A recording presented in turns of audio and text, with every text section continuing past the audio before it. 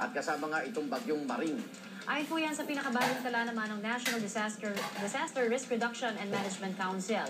Umabot naman po sa 41 ang sugatan habang 4 ang nawawala. Mahigit 6,000,000 residente ang apektado ng kalamidad.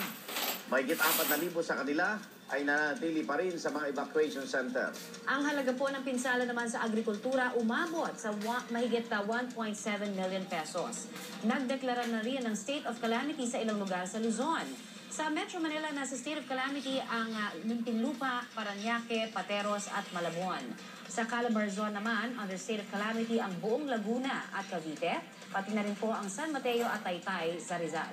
Sa Central Luzon, sinailalim na rin sa state of calamity ang probinsya ng Pampanga at Bataan, pati na rin po ang Obando, Bulacan. Sa Region 1, ilang bayan rin sa Ilocos Sur ang sinailalim sa state of calamity. Yan po ang Kabakan sa Tamariat, Narbacan, pati na rin Santa Barbara, Pangasinan. Susunod!